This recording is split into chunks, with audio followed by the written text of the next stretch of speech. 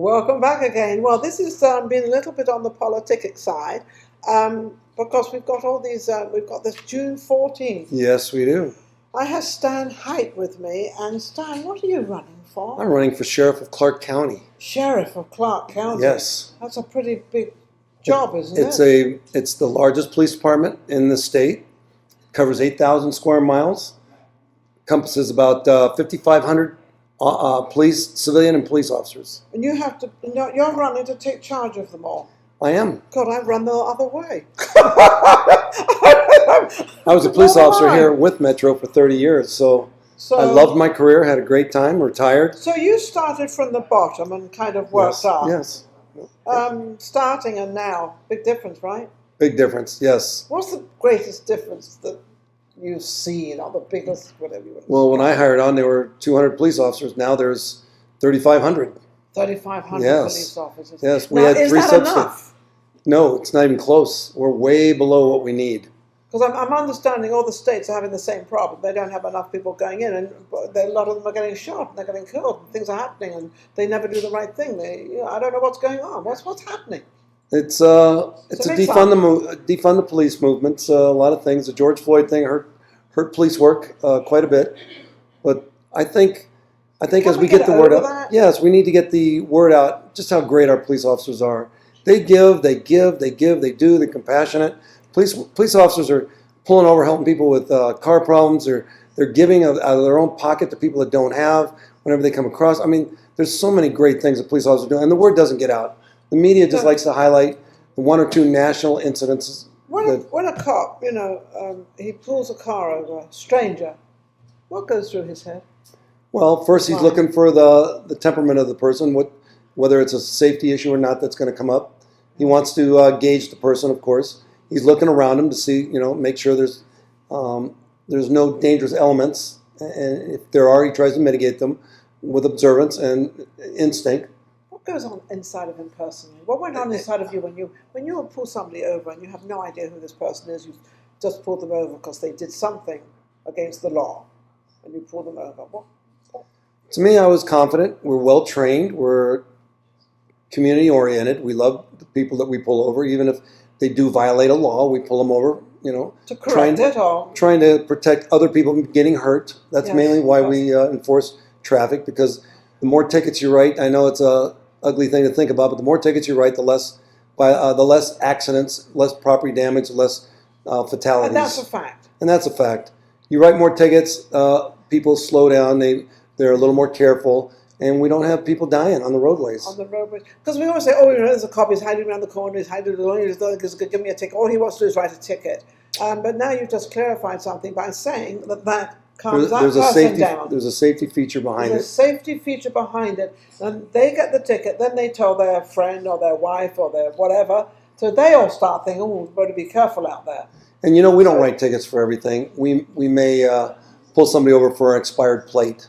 And so that's not really as much of a safety. Everybody has to pay for registration, so we pull people over and let them know your registration is expired. Yeah. Now, some people get a ticket, some won't. Yeah. It just depends on the circumstances. There are mitigating circumstances. Well, I didn't know that it was expired. There's compassion. Well, we like to give compassion. Yeah. So we don't write tickets every time that there's a reason to. The reason. So now, what are you, Max? What are you going to be running? I'm going to stand. What's my platform? Yes. What is your platform, and what is the thing that you really, really want to change that you've seen over the years, and you think if this could happen and this could work this way, would it be better? There's like a half a dozen, and there's let's so many. The half a dozen. Okay. I want to improve morale in the police officers. I want to improve the image of the police department to the community. Okay. Those are two very big factors right there. That's not going to happen overnight. What's the image that we have right now? People are afraid of police. People are wondering, gee, we want to defund. We want, I'm afraid that big bad uniform could write me a ticket. It's like, I want them to feel safe around a police officer, not afraid. You want them to see a police car and say, oh, great, there's a police car. Whereas we don't do that. We go around, we see a police car. Oh my goodness, we've got to do this. Yes. Oh, I've got to go. I'm going to drive 10 miles slower than I was driving, and the limit's this. But we get nervous. I see a police car, I get nervous. I want them to understand that the police are there as good Samaritans, good people that want to help, want to be there to protect you. When you see a police officer, I want you to say, oh, I feel good. I feel safe. But we don't. Well, that's what I want to change. I want to improve that. Because I know I'm not the only one that thinks that way. It's going to take demonstrating our compassion, demonstrating our love for the community, our partnership with the community, because that's what we are. We're partners with you in the community in protecting, ourselves. I want to be out there as a police. Say I was a police officer, not the sheriff. Yeah. I want to be out there as a person that's doing things that makes you safer, that makes you feel better. Now, sometimes it's going to, like I said, it's going to involve writing you a ticket. It's going to involve a guy who committing a robbery. I'm going to arrest him and take him to jail. Absolutely. But you're not a robber. You're not necessarily a bad driver. You make a mistake on the road. I'm the greatest driver that ever lived. Yeah. So there's compassion there. We show we give second chances, so to speak. So you want to try to build the morale of the layman to the police department. You want to build them up to like you more. Well, and do you feel that it's the police, the whole unit, not just you, the whole unit that has given this impression that we've now become afraid of police, and we should not be afraid? I was brought up, if you want to know the time, ask a policeman. Yes, and I want that back. When I would take a lunch break or a dinner break in a restaurant, people would come up to me and ask me stuff, and I like that. I love the interaction of the community. Some people don't like being interrupted from their meals, but I happen to like that. Yes. It's a I don't know, like I said, a partnership with the community. Yes, and they're not afraid of you. Right. So I think the first thing we can do, if we can improve the image of the police officer and the police department to the community, I think the morale of the police officers will also improve. Yes. And that also runs hand in hand with the administration. You need an administration, a sheriff that leads from the top down, that supports their officers. Yes. Not just out there scrutinizing everything. We need discipline. We need leadership. We need supervision. But you can do that nicely. Yeah, we need a sheriff. We need an executive staff that has the backs of our police officers. Absolutely. When they make mistakes, there's forgiveness. Yes. We don't need to penalize for it. It's not the cars are black and white. Our attitudes towards our officers don't need to be black and white. No, not at all. They don't need to be. No. So what else is up your sleeve? So improve morale, improve the image of the police department, improve the communication to the police department from the citizens. Right now, our PBX has been removed. I don't know if anybody even understands what the term PBX is. All right. PBX is basically our non-emergency call takers. When I was an officer, we had PBX. And there are people that can direct your calls throughout the department. When a citizen calls in and says, how do I get a hold of animal control? I've got a dead animal out here. You call the non-emergency number. They direct you, boom, boom. Or I have an emergency and they didn't call 911. Let's say I have an emergency, boom, they're directed to a dispatcher. They get help immediately. Because a lot of people say, I call the police, they didn't come out. I call the police, they're not interested. I call the right police. now, it's impossible. It's like I had this all the time. Right now, we call the police not to say, hello, how are you? Have you having a nice day? That never happens. Well, normally they call the police, there's something wrong, or they want to know something. Or they have need information. Oh, they need information. Yes. Even a police officer would call PBX and say, I'm on a robbery call. I need to talk to a robbery detective. Can you plug me into a detective bureau? Yes. Boom, transfers him. He's talking to a robbery detective, and he's getting a tip or some information. That doesn't happen now. No, there's no PBX. So you've got a problem in your Communication. I've tried twice in the last year to get a hold of the police department, and I sat for half an hour waiting with a 311 call, and I gave up. I just literally gave up. We used to call. I would call around Christmas time. You know the route. You know the route and how to do it all. No, not anymore. There is no route. Now you call. If you need an officer right away, you got to call 911, and you'll get one. It may even take a minute or two there. But this is a civilian staff. It doesn't cost a lot of money to have a PBX dispatch system. So civilian. The salaries are less. We need more civilian staff. Yes, we need this PBX. We need the call takers. You need the call takers just to direct calls. All you do is sit and answer a phone and direct calls. Yes, and we need more, like I said, we need more police officers. The recruiting is going to be one of my first concerns. Recruiting. We are down 270. So what are you going to offer a young kid comes in, and what are you going to offer them? I'm going to offer them a career, not a job. I'm going to offer them a career with benefits, retirement, and excitement, and upward mobility, lateral mobility. There's so many different things you can do with Metro. Right now we've gotten rid of our mounted patrol, but we're going to get that back. Because mounted patrol is the horses. We're going to get that back. It's very valuable for we have PR. That in England a lot. Oh, it's a valuable asset. We're going to get it back. What's the difference? Why does that make people want to sit on this big horse and everything? You know, the horses attract people to them. That's that morale thing. The horses attract kids and adults. They want to pet the horse. That attracts people to the officer instead of repelling them away. It's a friendly thing. Yes. Yes. So it's a morale thing, and I think we can get that back. I know that's an expensive thing, and I understand that's something. But nothing's impossible. This is Vegas. Come on, there's more money here than you shake a stick at. I think if we improve morale, it'll actually reduce costs in other areas. It's a synergism type thing. Yes. Where you do something that may cost a little bit, it actually saves in another. Saves in another way. And so I want to bring that back. So what you gain on the swings, you lose on the roundabouts. What you lose on the roundabouts, you gain on the horses. Yes. There you go. But recruitment, we're down 275 officer positions, and that's because of due to COVID, because we weren't getting new hires, because the current administration was requiring the vaccine before they would let them hire on, which is absolutely unconstitutional. Okay, so if you get this position and you win and everything else, what does it take up as of time and day? Of course, obviously you want to be very sort of in there all the time, so you're going to be working harder. That is my leadership style.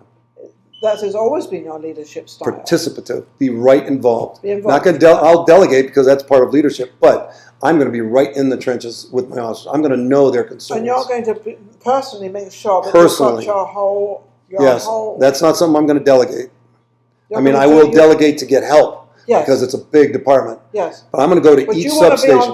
You want to be on top. I am. I'm going to go to each substation. What is a substation? Substation is an area command.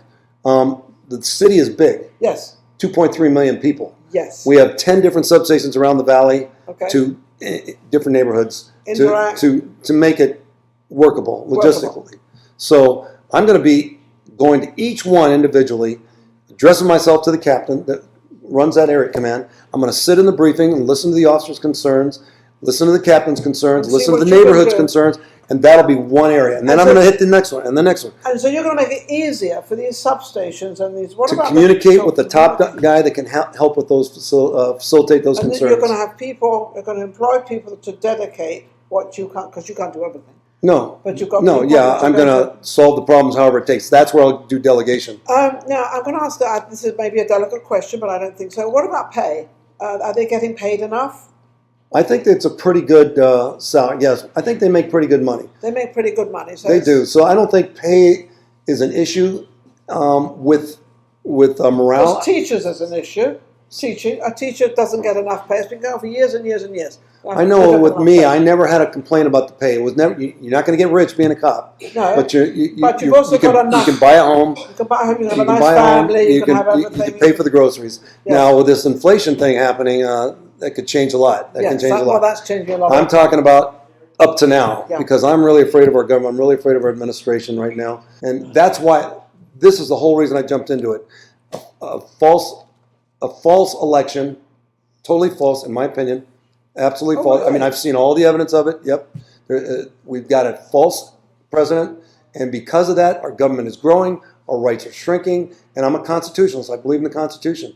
And they're trying to take away, right now. Trying to take our rights away. Right now, before the WHO, the president has given away, or is trying to give away our sovereignty in health. They want to give it to the WHO, which is belong to the Chinese Communist Party.